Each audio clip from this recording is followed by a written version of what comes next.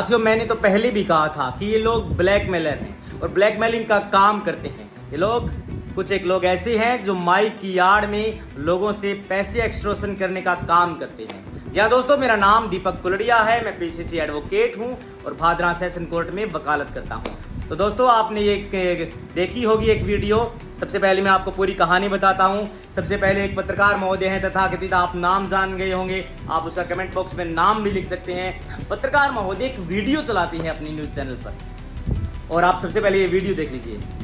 लाल बहादुर शास्त्री भादरा। अच्छी पढ़ाई होती है। राजस्थान की राजधानी बेटा?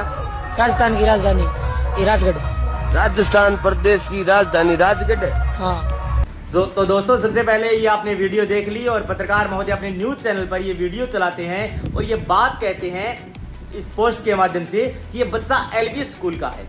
सबसे पहले मैं आपको बता देता हूं कि ये बच्चा एलबी स्कूल का नहीं है। इसके बाद इस लड़के ने माफी भी मांगी थी, इस बच्चे ने, और सोशल मीडिया के ऊपर कहा था कि मेरे से किसी पत्रकार ने ऐसा कहलवाया था कि तू एलबी स्कूल का बता देना और उसके बाद जो है मैं आपसे राजस्थान की राजधानी पूछूंगा तो आप राजगढ़ बता देना। इस बच्चे को तो चलो माफ कर दिया स्कूल वालों ने और कोई कानूनी कार्रवाई नहीं की, नादान है बच्चा है। लेकिन ये पढ़े लिखे नादान, जो पढ़े लिखे लोग हैं, जो पत्रकारिता की आड़ में ऐसा ब्लैकमेलिंग का काम जिन्होंने सेट कर रखा है, उनको एक्सपोज करना आपका और हमारा काम बनता है। पत्रकार महोदय ने बिना सोचे समझे जांच के ये वीडियो फेसबुक पर स्वीपिंग रिमार्क्स की तरह फैला दिया और कहा कि बच्चा तो एलबी स्कूल का है। तो दोस्तों, मैं आपको बता देना चाहता हूं कि एलबी से एक बिल्कुल ही शानदार संस्था है। एलबी स्कूल एक सम्मानित प्रतिष्ठित संस्था है जो पिछले काफ़ी सालों से भादरा में लगातार टॉप बच्चों को जो है वो उनका रिजल्ट देती हुई आ रही है। और मैं आपको बता देना चाहता हूं, न केवल एलबी स्कूल में किसी स्कूल का प्रचार नहीं करता, भादरा स्कूल के तमाम स्कूल जो है वो हमारा परिवार हैं। अगर वो गलत करते हैं तो आप उनके खिलाफ FIR करिए, अगर वो गलत करते हैं तो आप उनकी रिपोर्टिंग करिए। लेकिन जो बच्चा एलबी स्कूल का या किसी स्कूल का बच्चा ना हो, आप उसके ऊपर लिख देते हैं कि ये फलाने स्कूल का बच्चा है और आप उस स्कूल की छवि पर दाग लगाने का काम करते हैं। तो दोस्तों, इनका कोई काम नहीं बनता। मैं प्रशासन से भी ये मांग करता हूं कि आप जो है वो सिलेक्टिव कार्यवाहियां मत करिए। सिलेक्टिव कार्यवाही का मतलब ये है कि कानून का सिलेक्टिव इस्तेमाल करना, यानी कि कॉमरेड्स जो लोग हैं उनके ऊपर, तो जैसे हमारे भिरानी के साथी ने कोई फोटो लगाई थी, आप उनको पाबंद कर देते हो। और आपके लोग जो सरेआम गुंडागर्दी करते हैं, जो सरेआम लाइव आकर के बदमाशी करते हैं, आप उनके ऊपर कोई कार्यवाही नहीं करते। और ये मैं आपको बता देना चाहता हूं कि ये पत्रकार महोदय हैं, वो भी भारतीय जनता पार्टी के बेहद नज़दीक हैं और इनके ऊपर कार्यवाही करना प्रशासन का बनता है, क्योंकि ये लोग जो हैं वो समाज में एक प्रकार की अशांति फैला रहे हैं। तो दोस्तों, मैं आपको बताना ये चाहता हूं कि ये लोग जो हैं वो इनको एक्सपोज करना बिल्कुल बनता है, और ताकि आने वाले समय में ऐसे कोई भी पत्रकार, कोई भी साथी जो है वो कम से कम फेक न्यूज़ चला करके किसी को बदनाम करने की कोशिश ना करे। किसी को जो है वो सांप के ऊपर आपको दाग लगाने का आपका कोई काम नहीं है। और मैं बताना ये चाहता हूँ कि एलबी स्कूल ने एक ज्ञापन भी दिया है कि ये व्यक्ति जो है वो तथाकथित पत्रकार, जिसका न्यूज़ चैनल का नाम लिखा है, मैं अपने मुंह से उनका नाम भी नहीं लेना चाहता पत्रकार महोदय का, उन्होंने लिखा है कि ये पत्रकार महोदय जो इन्होंने शाम को 9 बजे लाइव आकर के एक्सपोज करने की और इस तरीके से बात रखी है, बल्कि इन्होंने जो वीडियो लगाई है कुछ एक टाइम के बाद, करीबन 15-20 मिनट, आधी घंटा के बाद, इन्होंने अपने फेसबुक पेज से उस वीडियो को रिमूव भी कर दिया, हटा भी दिया। अब समझ सकते हैं आप वो जो है उनकी इंटेंशन क्या। और साथ ही ये पत्रकार महोदय तो खुद एक स्कूल में जो है वो वाइस प्रिंसिपल के पद पर है।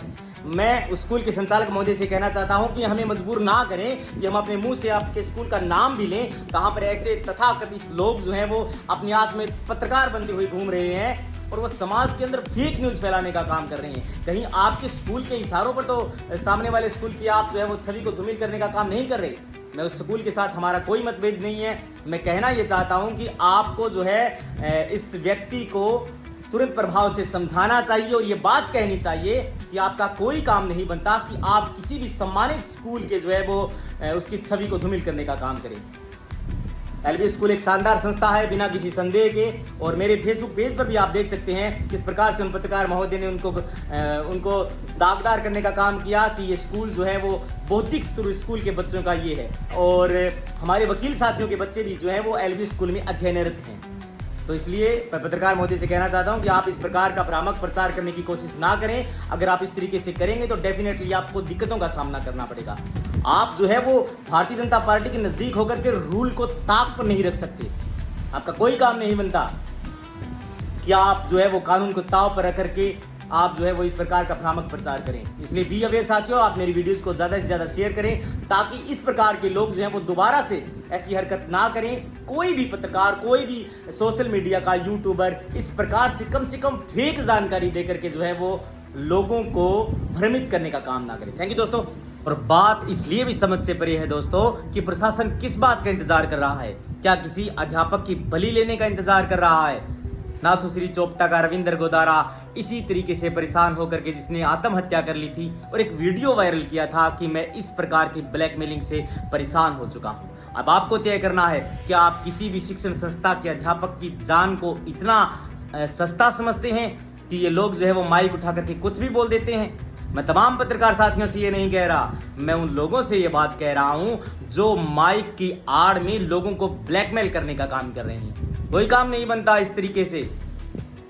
और समय रहते अगर प्रशासन चेत जाता है, समय रहते प्रशासन की आंख खुल जाती है, तो डेफिनेटली किसी भी शिक्षण संस्था का कोई भी अध्यापक इस प्रकार से जान नहीं देगा। बाकी अगर किसी भी अध्यापक को किसी भी प्रकार की दिक्कत होती है, वो ब्लैकमेलिंग की दिक्कत हो या फिर किसी भी प्रकार का शिक्षण संस्थान जो है वो संचालक महोदय हो, कोई भी लोग ब्लैकमेल करता है, तो आप डेफिनेटली एप्लीकेशन दे सकती हैं, FIR करवा सकते हैं। पुलिस प्रोविजन में ये कानून के अंदर ये प्रोविजन है कि CRPC की जगह 151 की जो धारा थी वो अब 170 BNSS में चली गई है, यानी कि भारतीय नागरिक सुरक्षा संहिता की धारा 170 में ये प्रोविजन है कि पुलिस ऐसे लोगों को पाबंद कर सकती है। पुलिस चाहे तो ऐसे लोगों को पाबंद करके मजिस्ट्रेट के समक्ष पेश कर सकती है, जेल भी जाना पड़ सकता है पेश करने के बाद भी।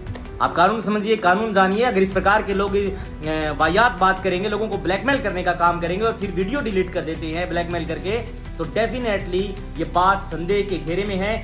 आप समय रहते हुए, मेरी प्रशासन से ये मांग है कि आप समय रहते हुए चेत जाइए सर।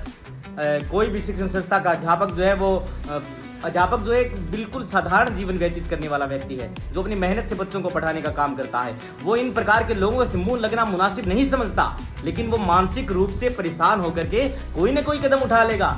क्या अध्यापकों की जान इतनी सस्ती है कि ऐसे बेगैरत लोग सरेआम नीलाम कर देंगे? इसलिए मेरा ये निवेदन है प्रशासन से कि आप कार्रवाई करिए, आप पाबंद करिए ऐसे लोगों को। और साथियों, कहीं भी कोई भी आदमी आपको अगर ब्लैकमेल करता है तो डेफिनेटली आपको घबराने की जरूरत नहीं है। मेरा नाम दीपक कुलड़िया है और तमाम जो कोर्ट के साथी हैं, भादरा के अंदर 150 से 200 वकालत कर रहे साथी हैं, आप उनकी हेल्प लीजिए और बताइए लोगों को। आप वकील साहब को जाकर के बताइए कि वकील साहब ऐसी व्यक्ति मेरे को परेशान कर रहा है। वकील साहब आपकी एप्लीकेशन टाइप करवाएंगे। वकील साहब जो है वो एक एप्लीकेशन पुलिस थाने में आपके मार्फत भेजेंगे, दूसरी एप्लीकेशन SP साहब को भेजेंगे और उसके बाद में 175 की सब क्लॉज 3 में ये प्रोविजन है कि वकील साहब आपका FIR का आदेश कोर्ट के मार्फत भी करा देंगे। घबराने की जरूरत नहीं है। आपके इलाके में कोई भी वकील है, चाहे वो भादरा कोर्ट या फिर अन्य कोर्ट का कोई भी वकील हो, आप संपर्क करिए वकील साहब से, कानून की सहायता लीजिए। कानून उन्हीं की मदद करता है जो लोग सचेत होते हैं और जागरूक होते हैं। इसलिए लड़िए, क्योंकि कानून की किताबों में यही कहा गया है कि अन्याय सहकर बैठे रहना महादुष्कर्म है, न्यायार्थ अपने बंधु को भी दंड देना धर्म है। लड़के मरिए दोस्तों। आप जो है वो डिप्रेशन में आकर के, आप जो है वो दबाव में आकर अपनी जान को मत गवाइए। लड़ना सीखिए, बोलना सीखिए और उसका जो दुष्परिणाम हो उसको सीना ठोक करके कबूल करिए। थैंक यू दोस्तों।